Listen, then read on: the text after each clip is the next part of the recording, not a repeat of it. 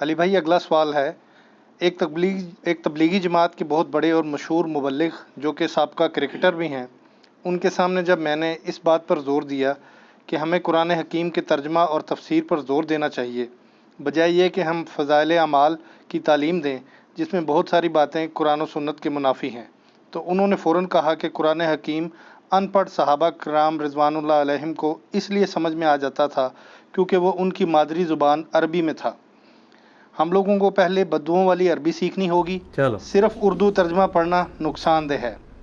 علی بھائی ضمن میں آپ سے ریکویسٹ ہے کہ قرآن پاک کی اس آیت اعوذ باللہ من الشیطان الرجیم بسم اللہ الرحمن الرحیم وَلَقَدْ يَسَّرْنَا الْقُرْآنَ لِلذِّكْرِ فَهَلْ مِن مُدَّكِرٍ کے حوالے سے ہماری رہنمائی فرمائیں، شکریہ۔ شکر ہے جی، آپ نے یہ نہیں کہا کہ ہمیں بدوؤں والی عربی سکھائیں۔ سر جو بدوؤں والی عربی ہے نا، آپ نے اپنے علماء سے پوچھا کہ انہوں نے بدوؤں والی عربی سیکھی ہے کہ نہیں؟ وہ تو ان مدرسوں میں پڑھ رہے ہیں، یہاں پہ بدو ٹیچر ہیں آپ کے جو پڑھا رہے ہیں عربی۔ یہ بات ٹھیک ہے کہ قرآن، میں نے بھی قرآن کے انٹروڈکشن پہ جو لیکچر ریکارڈ کروایا اس میں بتایا تھا کہ قرآن پاک عرب کے جو بادیہ نشین لوگ تھے بدو، ان کی عربک زبان میں نازل ہوئی تھی۔ اس کا یہ مطلب نہیں کہ وہ بدوؤں والی عربی کوئی اور ہے اور آج کی اسٹیبلش عربک اور ہے۔ یہ بھی آپ نے کئی لوگوں سے مت سنی ہوگی کہ جی قرآن کی عربی اور ہے اور جو عربی بولتے ہیں وہ اور ہے۔ نہ، قرآن نے قیامت تک کے لیے عربی زبان کو فریز کر دیا۔ دنیا کی کوئی زبان 100 سال سے زیادہ نہیں نکالتی ہے۔ آپ ذرا 100 سال تو آج سے 70 سال پہلے کی اردو پڑھ کے دیکھ لیں، قرآن کے ترجمے 100 سال نہیں ابھی ہوئے ترجموں کو ہوئے، اشرف علی تھانوی صاحب اور اعلیٰ حضرت امام رضا بریلوی صاحب اور باقی، ذرا ان کی اردو کے الفاظ دیکھیں، کئی ایک ٹھیک ہے، جاوے گا، ہم کہتے ہیں جائے گا، تو یہ جاوے تو لفظ ختم ہو چکا ہے۔ اعلیٰ حضرت کے ترجمے آپ پڑھیں گے، ہم نے تم سے پہلے کئی سنگتیں حلال کر دیں، ختم کر دیں۔ اب آپ ترجمہ دیکھیں گے تو کئی امتیں، کئی قومیں ہلاک کر دیں۔ وہ سنگتیں ہلاک کر دیں، وہ سنگت کہتے تھے قوم، سنگت کا لفظ ایسے استعمال بھی ہوتا ہے نا، لیکن اب ہمارے آج کی جو اردو بولی جاتی ہے اس میں تو یہ لفظ نہیں استعمال ہوتا، ایبسلیٹ ہو چکا ہے۔ شیکسپیئر کی انگریزی پڑھیں اور آج کی انگریزی میں آپ کو فرق نظر آئے گا۔ سر یہ قرآن کا زندہ معجزہ ہے کہ اس نے عربی کو 100 سال نہیں 1400 سال سے قلعے کے ساتھ باندھ کے رکھا ہوا ہے۔ عربی نے قرآن کی حفاظت نہیں کی ہے، قرآن نے عربی کی حفاظت کی ہے، فریز ہے۔ تو جو کہا جاتا ہے نا بدوؤں کی عربی، وہ اس لیے کہ اللہ تعالیٰ نے جو ان کی اوریجنل عربک لینگویج تھی، جو ایک عام بدو ان پڑھ جاہل کو بھی سمجھ آتی تھی نا، اس میں قرآن نازل کیا تھا۔ اس میں تو ہماری دلیل موجود ہے کہ اللہ تعالیٰ اتنی آسان بات کرتا ہے جو عام بدو کو بھی سمجھ آ جائے۔ پہلے تو ہم اینٹی وینم دیتے ہیں، پھکی والا جواب، کہ ہمیں یہ کبھی امید ہے کہ آپ تائید کریں گے کہ آپ کے جتنے اولیاء اللہ بزرگ ہیں جنہوں نے قرآن کا اردو میں ترجمہ کیا ہے، دیوبندیوں کا ترجمہ کیا اشرف علی تھانوی صاحب نے، بریلویوں کا ترجمہ حمزہ بریلوی صاحب نے، اہل حدیث کا جوناگڑھی صاحب نے، شیعہ کا سید فرمان علی شاہ صاحب نے، اور کچھ نیوٹرل لوگ بھی تھے اس زمانے میں، فتح محمد جلندری وغیرہ، یا بعد میں مولانا مودودی۔ ان سب لوگوں کو یا اپنے اپنے فرقوں کو تو آپ مان لیں گے، استاد دیوبندی کہیں گے اعلیٰ حضرت کو نہیں آتی تھی، اشرف تھانوی کو آتی تھی، اور بریلوی کہہ لیں کہ اعلیٰ حضرت کو آتی تھی، اشرف تھانوی کو نہیں آتی تھی۔ چلو اپنے اپنے فرقوں کے بڑے علماء کے بارے میں تو آپ کا یقین ہے، کیونکہ آج کے جتنے علماء ہیں نا ان کے وہ پڑپوتا شاگرد ہیں یا پوتا شاگرد ہیں، ڈائریکٹ شاگرد ہوں بچے ہی کو نہیں، وہ بھی فوت ہو چکے ہیں۔ تو ان سے بڑے وہ علماء تھے، ان کو بدوؤں والی عربی آتی تھی جو اسٹیبلش عربی ہے، تبھی انہوں نے اس زبان کے اندر ترجمہ کیا۔ تو یہ جو انہوں نے اردو ترجمے کیے ہیں ہماری نیٹو لینگویج اردو کے اندر، یہ یقیناً انہوں نے وہی ترجمہ کیا ہوگا جو بدوؤں والی عربی سے اس اردو میں بنتا ہے۔ تو کیا خیال ہے، وہ کیا کہیں گے، ایسا ہی ہے، ایسا ہی ہے نا؟ تو ایک سٹیپ آگے چلتے ہیں۔ جب انہوں نے یہ ترجمہ کیا تو یقیناً انہوں نے اس سے پیسے کمانے کے لیے ترجمہ نہیں کیا ہوگا، بلکہ اس لیے کیا ہوگا تاکہ عوام کو پتہ چلے قرآن میں کیا لکھا ہے۔ کیونکہ اگر انہوں نے اپنے نوٹس بنائے ہیں تو وہ اپنی ان کے پاس لکھے ہوتے، پرنٹ نہ کرواتے، اور اپنے نوٹس ان کو بنانے کی ضرورت ہی نہیں تھی۔ کیوں؟ انہیں تو عربی پہلے ہی آتی تھی، ان کو نوٹس بنانے کی کیا ضرورت تھی؟ وہ تو ڈائریکٹ عربی سے قرآن پڑھے، ان کو سمجھ آ رہی ہے، انہوں نے کیوں ترجمہ کرنا ہے؟ جیسے آپ کے اگر پرسنل نوٹس اردو میں آپ ان کو انگریزی میں ترجمہ کر کے سیو کریں گے، کبھی بھی نہیں ہوگا، آپ اردو میں کریں گے جس میں آپ کو آتا ہے۔ اور قرآن کو تو ویسے ہی ضرورت نہیں ہے اس لیے کہ قرآن جس زبان میں نازل ہوا ہے وہ خود اتنی فصیح ہے کہ اس کو کسی دوسری اگر لینگویج میں ٹرانسفر کریں گے تو اس مفہوم کو اس میں لانے کے لیے زیادہ اس الفاظ یوز کرنے پڑیں گے، یہ زیادہ کنسائز فارم میں ہے. تو کہیں گے کمائی کے لیے بھی نہیں کیا تو عوام کے لیے، ان کا اب عوام کے لیے کیا ہے. تو اب آپ کو یہ کہنا چاہیے کہ پاکستان، انڈیا، بنگلہ دیش، افغانستان کی عوام کو بدوؤں والی اردو آنی چاہیے، اور اللہ کے فضل اللہ آندی ہے. سر عربی کی تو بات ہی چھوڑ دیں، یہ تو موڈ ہی چینج ہو گیا ہے. کیونکہ اشرف علی تھانوی صاحب پہ آپ کا بھی اعتماد، میرا بھی اعتماد. میں رائے ونڈ گیا نا 2007 کے اجتماع میں حیران ہوا کہ وہاں پہ نا ان کے سٹال کے اوپر نا 4 کتابیں، فضائل مال، فضائل درود اور فضائل حج اور فضائل صدقات. میں نے کہا جی قرآن ترجمے والا؟ کہتے ہیں نہیں. میں نے کہا کیوں؟ جی حضرات کہتے ہیں قرآن سے اختلاف پیدا ہوتا ہے. قرآن تو بار بار کہتا ہے یہ اختلاف کو مٹانے والی کتاب ہے، یہ مہیمن ہے، یہ خود نگران ہے تورات اور انجیل کے اوپر، یہ الفرقان ہے، ہدی للناس وبینات من الہدی والفرقان. اور آپ کہہ رہے ہیں اختلاف؟ وہ کہتا نہیں یہ ہر فرقے کا بندہ آتا ہے. میں نے کہا کوئی مسئلہ نہیں، آپ کچھ ترجمے اعلیٰ حضرت احمد بریلوی کے رکھ لیں، کچھ جو ہے حکیم الامت اشرف علی تھانوی صاحب کے رکھ لیں. اچھا یہ میں بتاؤں، یہ جو اعلیٰ حضرت یا حکیم الامت میں کہہ رہا ہوں نا، میں نہیں، ان کے نزدیک ہیں. جو بعض لوگوں کو اس سے بھی چڑ لگتی ہے کہ یار انہوں نے تو اتنے بڑے کام ڈالے ہیں، آپ ان کو اتنے اعزاز دے رہے ہیں. بقول آپ کے اہل حدیث کے لیے جوناگڑھی کا ترجمہ رکھ لیں، شیعہ کے لیے فرمان علی شاہ کا رکھ لیں، اور جو کہیں جی میں نے فرقوں سے ہٹ کے ترجمہ لینا ہے اس کو فتح محمد جلندری یا مولانا مودودی کا دے دیں. ایٹ لیسٹ رکھیں تو صحیح نا. اب اردو ترجمے جب ہو گئے، آپ کے علماء جن کو آپ سمجھتے ہیں انہوں نے بدوؤں والی عربی سیکھی ہے، ان کے بزرگوں نے جو ترجمے کیے ہوئے ہیں وہ ان سے زیادہ بہتر ہوں گے جو انہوں نے آپ کو کر کے تو خود قرآن پڑھانا ہے. تو آپ ان سے استفادہ کریں. میرے بارے میں انہوں نے اتنی مت مشہور کی ہے کہ یہ لوگوں کو علماء سے توڑتا ہے. سر یہ پلیٹ فارم ہے جو کہتا ہے علماء کے ساتھ جڑیں. ہاں ایک فرق ہے، آپ یہ کہتے ہیں کہ علماء جو کچھ کہیں آنکھیں بند کر کے مان لیں. میں یہ کہتا ہوں علماء سے یہ پوچھیں، بلکہ پنجابی میں کہنا پوچھو انہوں کہ کتنے لکھے آ جائے. علماء سے جڑیں. میں نے آج تک قرآن کا ترجمہ لکھ کے کسی کے حوالے کیا ہے. میں نے ہمیشہ کہا ہے کہ بریلوی ہو اعلیٰ حضرت کا ترجمہ پڑھ لو، دیوبندی ہو حکیم الامت کا ترجمہ پڑھ لو، اہل حدیث ہو جوناگڑھی صاحب کا ترجمہ پڑھ لو، شیعہ ہو فرمان علی شاہ صاحب کا ترجمہ پڑھ لو. اور اس کے بعد دیکھو کہ جو اس ترجمے میں جو کچھ بات ہوئی ہے تمہارے مولوی اس کو پریکٹس کر رہے ہیں یا نہیں کر رہے.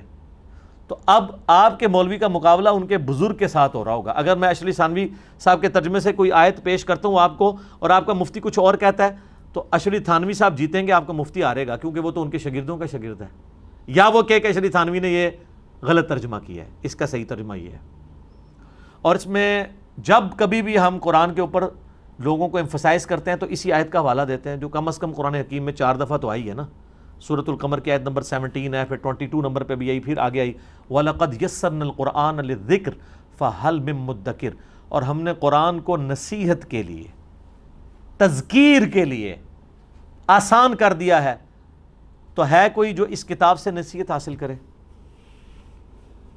لو جی اعلیٰ حضرت نے تو اس آیت کے ساتھ کام ڈالا، اس کا ترجمہ ہی چینج کر دیا. ہم نے قرآن کو یاد کرنے کے لیے آسان کر دیا ہے، تو ہے کوئی اسے یاد کرنے والا؟ اور اس کو لے گئے حفظ کی طرف.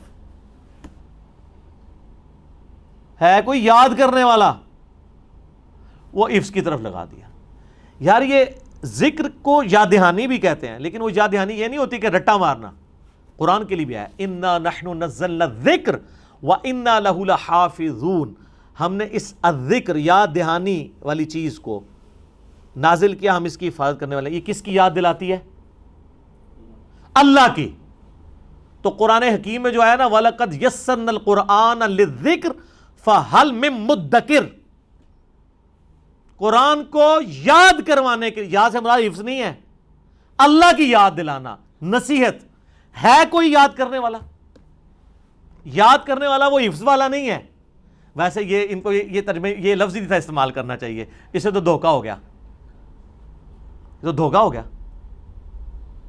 کیونکہ اس یاد سے مراد نصیحت تھا، نہ کہ اس سے مراد حفظ کرنا تھا. اور اسی لیے آپ دیکھ لیں نصیحت پکڑ رہی کوئی نہیں ہے.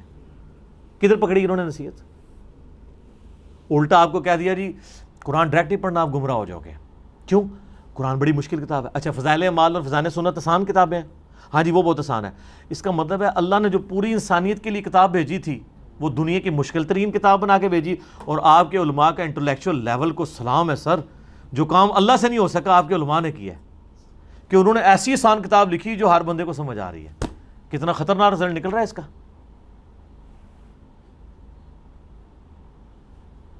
یہ جو دعویٰ کر رہے ہیں کتنا خطرناک رزلٹ نکل رہا ہے اس کا کہ اللہ تو بات نہیں سمجھا سکا. سر اللہ تعالیٰ نے تو کافروں کے تانے سن لیے ہیں اس کتاب کو آسان نازل کرنے کی وجہ سے کہ ایک ایسی کتاب ہے جس میں مکڑی کی مثال ہے، مکھی کی مثال ہے. تو اللہ تعالیٰ نے سورۃ البقرہ میں اللہ تعالیٰ اس بات سے حیا نہیں فرماتا کہ مچھر کی مثال بیان کرے یا اس سے بھی کسی حقیر چیز کی.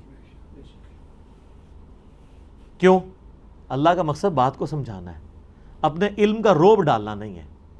اس لیے میں کہتا ہوں قرآن کی عربی اتنی آسان ہے، حدیثوں کی عربی جو پیور لٹریچر کی ہے. قرآن میں اللہ تعالیٰ نے بار بار وہی آیات ریپیٹ کی ہیں تاکہ نہ قرآن کی عربی مشکل نہ لگے، آسان لگے، لوگوں کو بات سمجھ آئے، ہر بندے کو اپیل کرے. باقی یہ جو دھوکہ دیا نا انہوں نے کہ جی وہ ترجمے چینج کر دیے، ایک چپ کٹو نے دوا چپ پا چھڑ دینے اور یہ ترجمے چینج کر دیے. اچھا جی چھوڑے جی ترجمے چینج کر دیں، تسی جس ترجمے نو مندے ہو نا او لے آؤ. دسو کس نے ایاک نعبد و ایاک نستعین کا ترجمہ یا علی مدد کیا ہے؟ شیعہ کا بھی اٹھا کے دیکھیں ترجمہ، انہوں نے بھی ساتھ تفسیر میں لکھا ہے کہ آیت ثبوت ہے کہ مدد صرف اللہ سے مانگنی چاہیے. اعلیٰ حضرت نے پتہ کیا ترجمہ کیا؟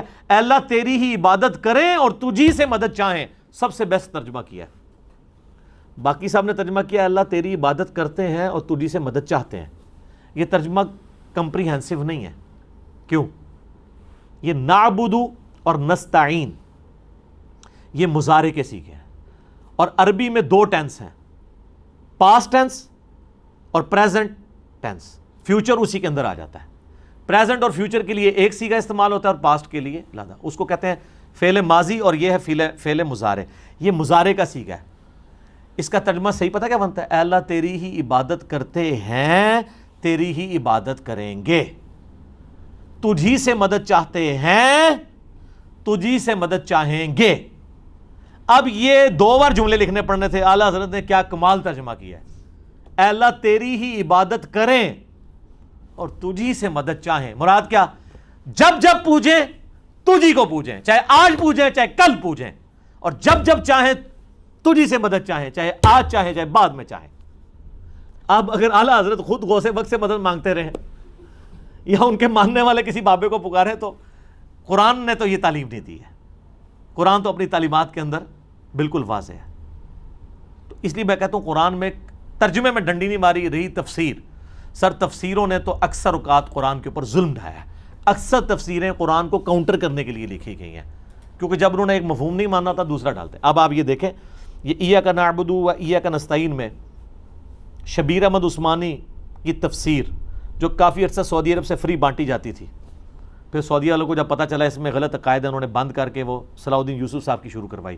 اس میں انہوں نے اس آیت کی تفسیر میں لکھا ہے یہ جو اولیاء اللہ سے مدد مانگی جاتی ہے یہ بھی اللہ ہی کی مدد ہے. تو یہی بریلوی بھی کہتے ہیں.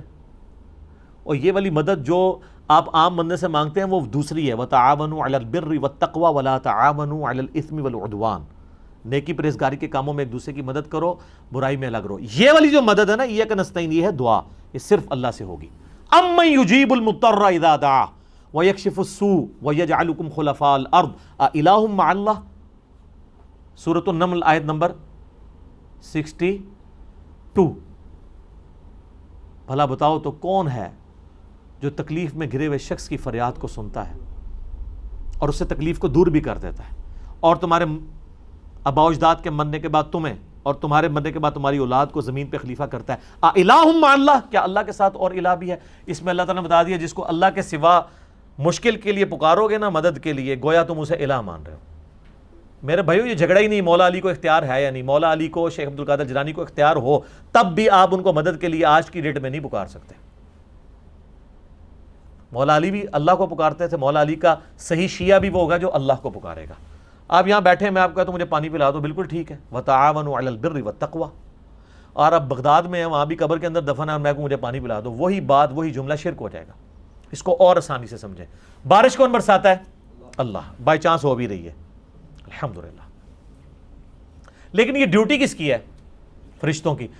لیکن کبھی ہمیں وسوسہ بھی آتا ہے کہ ہم بارش کے لیے کسی فرشتے سے کہیں کہ اے فرشتے تجھے اللہ نے اختیار دے رکھا ہے تو مہربانی کر بارش اللہ کے اذن سے ہی نازل فرما دے، یا فرشتوں یہ پیغام دے دو کہ گرمی کا موسم قریب آ رہا ہے.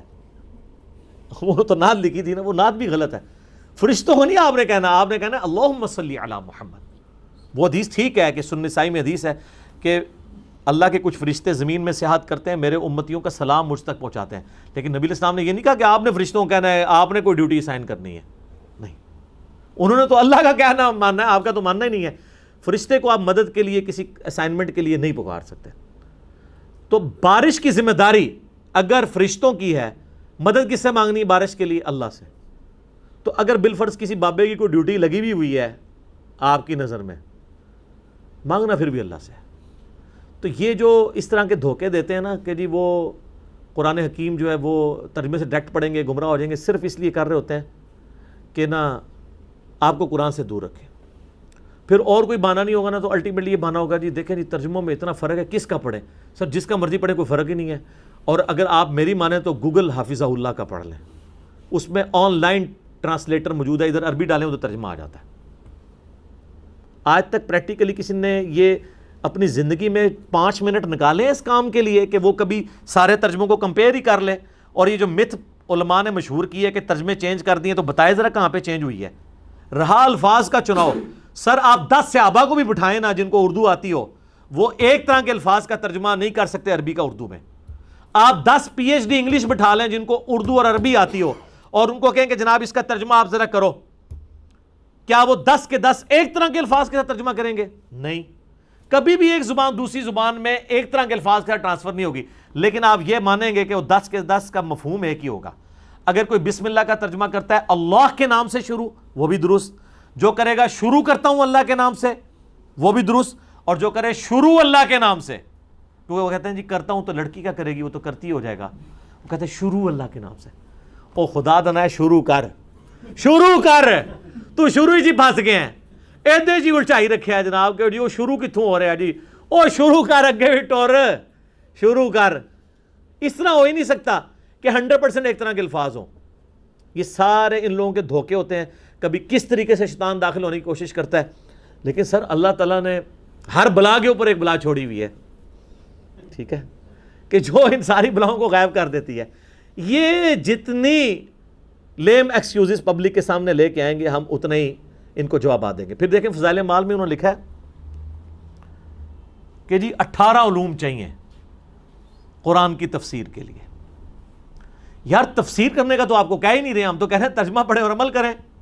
ہمیں تو پتہ ہے کہ 18 علوم کے نام تو پہلے آپ کے علماء کو بھی نہیں آتے. اگر وہ آئیں گے بھی اس میں ایک سائنس کا علم ہے، وہ سرے سے نہیں آتا. آپ کے علماء تو آج تک یہ نہیں فیصلہ کر سکے کہ زمین ساکن ہے یا نہیں ہے. وہ بھی جینی صاحب آپ کو سمجھا رہے ہیں آ کے. جیالوجی کا علم ہے، ایمبریالوجی، باٹنی. وہ سر ایمبریالوجی سے سپیلنگ نہیں لکھ سکتے، علم تو بڑی دور دی گل ہے. تو 18 علوم تو ان کو بھی نہیں آتے سارے.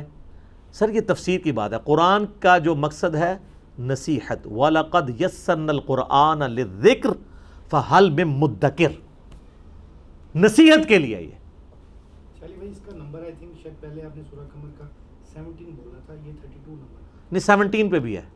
ہاں جی 4 دفعہ میں نے کہا ریپیٹ ہوتا ہے. 32 پہ بھی ہوتا ہے، 17 سے سٹارٹ ہوتا ہے. آپ ذرا کھول کے 17 دیکھیں. جی جی جی 17 بھی ہے، 22 بھی ہے، 32 بھی ہے. تو جیالوجی کا علم ان کے پاس آیا ہوگا؟ نہیں. 18 علوم ہے. اچھا 17 علوم کے بعد انہوں نے لکھا کہ 17 علوم تو آپ حاصل کر لیں گے، 18 واہ بھی ہے. واہ بھی پتہ کیڑا ہوتا ہے؟ God gifted. آپ 17 حاصل بھی کر کے آ جائیں، آپ کہیں گے جی وہ تو نہیں ہے آپ کو. ظاہر ہے وہ تو کون کلیم کر سکتا ہے؟ یہ جو کلیم کیے ہوئے ہیں وہ بھی نہیں کر سکتے، کیونکہ بریلویوں کے کلیم کیے ان کو دیوبندی نہیں مانیں گے، دیوبندیوں کو وہ نہیں مانیں گے، اہل حدیث ان کو نہیں مانیں گے، سنی ان کو نہیں مانیں گے، شیعہ ان کو نہیں مانیں گے. اور کہتے ہیں 18 علوم. یہ تفسیر کے لیے ضرور چاہیے ہوں گے. قرآن کا مقصد تفسیر نہیں ہے، نصیحت حاصل کرنا ہے. اور نصیحت والی آیات قرآن میں بالکل واضح ہیں، اطیعوا اللہ و اطیعوا الرسول۔ سورہ آل عمران کی آیت نمبر 7 ہے کہ قرآن حکیم کی آیات کی 2 اقسام ہیں، ایک محکمات اور متشابہات۔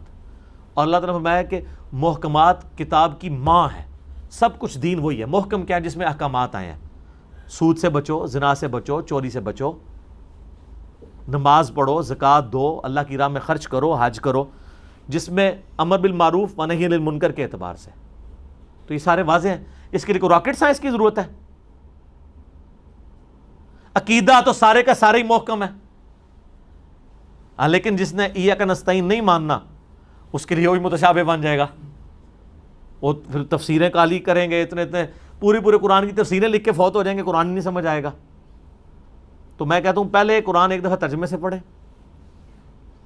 صوت القرآن چینل کا یوٹیوب پہ اویلیبل ہے، عربی قرآن اور ترجمہ، وہ سنیں۔ ایٹ لیسٹ زندگی میں مرنے سے پہلے ایک دفعہ اس کو کور کر لیں، تفسیر بعد میں پڑھ لیجیے گا، پہلے یہ سیکھیں کیا ہے، چھوٹے چھوٹے نوٹس ساتھ بناتے جائیں، آپ کو پتہ چلے گا آپ کو اکثر باتیں انہوں نے آؤٹ آف کانٹیکسٹ بتائی ہوئی ہیں، جھوٹ بتائی ہوئی ہیں۔ ہمارے محلے میں نا جب کئی لوگ میری وجہ سے گمراہ ہونے شروع ہوئے انورٹڈ کاماس میں، ایک دیوبندی مفتی انہوں نے بلا کے نا درس کروایا، اور آیت کے ایک ٹکڑے پہ وَأُولِي الْأَمْرِ مِنْكُمْ، سورہ نساء نمبر 59، اور اس سے انہوں نے امام حنیفہ رحمہ اللہ تعالیٰ کی تقلید ثابت کی کہ اطاعت کرو اللہ کی رسول کی اور امام حنیفہ کی۔ حالانکہ امام حنیفہ کی یہ بھی تقلید نہیں کر رہے، کیونکہ امام حنیفہ کو کینگرو کا نہیں پتہ، ان کو قطبین پہ نماز کا مسئلہ نہیں پتہ کہ 6 مہینے کا دن 6 مہینے کی رات ہوتی ہے، ان کو انتقال خون کا نہیں پتہ، پوسٹ مارٹم کا نہیں پتہ، ویڈیو کیمرے کا نہیں پتہ، جس کے آگے سے مولوی ہٹتے نہیں ہیں۔ یہ تو آج کے اجتہاد تو قیامت تک جاری ہے، آج کے تو زیادہ تر مسائل تو امام حنیفہ کے دور کے مسائل نہیں تھے۔ تو اولی الامر منکم، اولی الامر منکم خلیفۃ المسلمین کے بارے میں اس پہ ہی وہ پورا اس نے لیکچر دیا۔ تو وہاں ہمارے ایک بھائی جن کی داڑھی بھی نہیں تھی وہ کھڑے، ان کا حضرت صاحب یہ آیت آگے بھی پڑھے نا، یہ آیت پوری تو نہیں آپ نے پڑھی، یہ آیت ہے یا ایھا الذین آمنوا اطیعوا اللہ واطیعوا الرسول واولی الامر منکم فان تنازعتم فی شیء فردوہ الی اللہ والرسول۔ اگر اولو الامر سے بھی تمہارا جھگڑا ہو تو معاملے کو پلٹانا ہے اللہ اور اس کے رسول کی طرف، کتاب و سنت کی طرف۔ ان کنتم تؤمنون باللہ والیوم الآخر، اگر واقعی تم اللہ اور یوم آخرت کو مانتے ہو، ذالک خیر و احسن تأویلا، اسی میں تمہاری خیریت ہے اور اسی کا انجام بہتر ہونا ہے۔ تو یہ آگے آپ پڑھیں نا، اس میں تو آیا کہ آپ تقلید اگر مطلقاً ہوتی تو امام سے اختلاف ہی نہ ہوتا، یہ تو اس امام سے اختلاف کا کہا گیا ہے کتاب و سنت کی روشنی میں۔ وہ کہتا نا جی میرا درس بس صرف اتنے حصے پہ تھا۔ سر آندہ کے لیے آپ ایسے درس کیا رکھیں، نماز کے قریب مت جاؤ۔ پھر ہمارا کوئی اسٹوڈنٹ آپ اٹھ کے کہے گا سر آگے پڑھے لکھا ہوا ہے جب تم نشے کی حالت میں ہو، اس سے اگلا درس رکھیں کہ اللہ ہی عیسیٰ ابن مریم ہے، پھر ہمارا اسٹوڈنٹ آپ کو بتائے گا اس سے پیچھے بھی لکھا ہے لقد کفر الذین قالوا ان اللہ هو المسیح ابن مریم۔ کہانیاں، ڈرامے، 2 نمبریاں۔ تو اللہ کا فضل ہے کہ یہ پلیٹ فارم دعوت حق، اس کی جو دعوت حق کی طاقت، میں نہیں کہتا ہماری طاقت ہے، وہ اسی پہ ہے کہ ہم نے لوگوں کو کتابوں سے جوڑا ہے، اور ہم ان بابوں کو مانتے ہیں جو کتابوں کو مانتے ہیں۔ جو بابے کتابوں کو نہیں مانتے واللہ انہوں نے تو عزت یہ ویل کی تھی اسی بنیاد پہ۔ آپ کسی بزرگ کی عالم دین کی عزت کیوں کرتے ہیں کہ یار اس کو قرآن حدیث کا علم ہے، اور اگر وہ قرآن حدیث کا دشمن ہو، نہ خود پڑھے نہ کسی کو پڑھنے دے، اور الٹا کہے کہ جو ڈائریکٹ پڑھے گا گمراہ ہو جائے گا، وہ عزت کے قابل رہ جائے گا؟ مجھے لوگ اکثر کہتے ہیں جناب جن بزرگوں کے ذریعے آپ تک یہ قرآن و حدیث پہنچے آپ ان کا احترام نہیں کرتے۔ سر میں کرتا ہوں، میں ان بزرگان دین کا بھی احترام کرتا ہوں، میں ان انگریزوں کا بھی احترام کرتا ہوں جن کے پرنٹنگ پریس پہ اتنی کلرڈ بک دارالاسلام نے چھاپی ہے، اگرچہ میں ان انگریزوں کو رحمت اللہ علیہ نہیں کہہ سکتا کیونکہ وہ کفر پہ مرے ہیں۔ آپ کو اس لیے نہیں کہہ سکتا کہ آپ کے بزرگوں میں اکثر گستاخانہ عبارتیں ہیں۔ تو صرف بزرگوں کا نام نہ لیں کہ کتابیں انہوں نے بچائی ہیں، نہ، آپ کے بزرگوں پہ ہوتا تو 8-10 ہی بخاری کے نسخے ہوتے۔ یہ تو انگریز کا کمال ہے، اس نے پرنٹنگ پریس آپ کو دی ہے تو آج گھر گھر میں بخاری موجود ہے۔ یہ انگریز کا کمال ہے کہ یوٹیوب دی ہے اور جناب اپلیکیشنز اسلام 360 یا مکتبۃ الشاملہ بنے ہیں، ایزی قرآن و حدیث بنے ہیں۔ اس میں آپ کے بزرگ کا کیا کمال ہے؟ وہ تو ایک گھڑی نہیں بنا سکے جس میں آپ نماز کا ٹائم سیٹ کر سکیں۔ تو اب آپ اس طرح کریں، انگریزوں کی عزت کرنا شروع کر دیں، ان کے آگے اونچا سانس لینا چھوڑ دیں، ان کا احترام شروع کر دیں، کیونکہ انہوں نے دین آپ تک پہنچایا نا، کنٹریبیوشن ہے۔ تو کیا کہیں گے؟ نہیں یار جب ان کے عقیدے کتابوں کے مطابق نہیں، بے شک انہوں نے خدمت کی ہے، تو یہ تو آپ کو کہہ رہے ہیں۔ اور اگر آپ کے قرآن و حدیث سے ثبوت تو سن لیں، بخاری مسلم دونوں میں حدیث ہے، نبی علیہ السلام نے فرمایا اللہ تعالیٰ فاسق سے بھی دین کا کام لے سکتا ہے۔ وہ کہتے ہیں نہیں محمد بن قاسم اگر آل امیہ سے تھا تو اسلام پھر کیسے یہاں پہنچا ہوگا، اگر اس نے، میں کہتا ہوں جی اگر وہ اسلام لے کے بھی آئے تو اس سے اس کی غلط چیزیں غلط ہی رہیں گی۔ حجاج ابن یوسف نے اگر کوئی اچھا کام کیا ہے، عبد الملک بن مروان نے قبۃ الصخرہ ڈوم آف دا راک یروشلم میں بنوایا ہے، تو ہزاروں صحابہ کو بھی تو قتل کروایا ہے انکلوڈنگ عبداللہ ابن زبیر۔ تو آپ وہ کام اپنی جگہ، برائی اپنی جگہ، اللہ فاسق سے بھی دین کا کام لے سکتا ہے، اور ان کی مت تو ویسے ہی ختم ہو گئی ہے۔ سر آپ کے بابوں نے کلمے پڑھائے تھے یا نہیں پڑھائے تھے؟ ڈاکٹر ذاکر نائک حافظہ اللہ تعالیٰ نے سینکڑوں ہندوؤں کو، جن میں ہندوؤں کے پنڈت بھی شامل ہیں، آن کیمرہ کلمہ پڑھایا ہے۔ تو یہ ہزاروں جو لوگ مسلمان ہوئے ہیں ڈاکٹر ذاکر نائک کے ہاتھ پہ، تو کیا بریلویوں نے ڈاکٹر ذاکر نائک کو جو ہے وہ مان لیا ہے شیخ الہند، غوث وقت؟ کیا کہیں گے؟ وہ کہیں گے کلمہ پڑھایا تو کیا ہوا، عقیدے تو صحیح نہیں نے۔ تو سر تواڈے بھی، تواڈے بابے نے عقیدے بھی ٹھیک نہیں نے، کلمہ پڑھایا تو کیا ہوا؟ جو آپ بات کریں گے، جو آلو آپ ہمیں فٹ کریں گے، آپ کو پتہ نہیں اس سے پہلے آپ کو فٹ ہو رہا ہوگا۔ تو آپ نے اگر ہماری بات پہ آنا ہے تو آئیں۔ اسی کو ہم نے عرض کیا ہے کہ مرنے سے پہلے اے مسلمان کر لے اس پہ غور، کتابوں کا خدا اور ہے، بابوں کا خدا اور۔ کہنے کو تو دین سب کا اسلام ہے، لیکن کتابوں کا جہاں اور ہے، بابوں کا جہاں اور۔ تو یہ ذہن میں رکھیے گا، جب تک بابے راستے سے نہیں ہٹتے امت کو آپ نہیں جوڑ سکتے۔ مجھے مولانا اسحاق صاحب سے، طارق جمیل صاحب سے جو بنیادی اختلاف ہے نا، وہ یہی ہے۔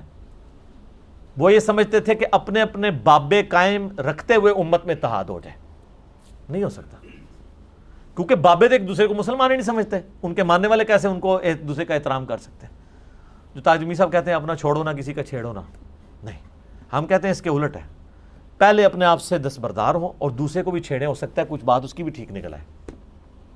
اور مولانا اسحاق صاحب کیا کہتے تھے؟ احمد زابی رحمۃ اللہ علیہ، علی تھانوی بھی رحمۃ اللہ علیہ، ٹھیک ہے جی، فلانا بھی رحمۃ اللہ علیہ، اور جب ہم کہتے ہیں یار یہ عقیدوں میں خرابیاں موجود ہیں، وہ کہتے تھے وہ ٹھیک ہیں، خدمات بھی ہیں، اس سے امت کو جوڑا جائے۔ امت کبھی نہیں جوڑے گی، اس لیے کہ وہ دونوں رحمۃ اللہ علیہ ایک دوسرے کو مسلمان نہیں سمجھتے تھے۔ تو لوگ مولانا اسحاق کی بات مانیں گے یا احمد بریلوی صاحب کی؟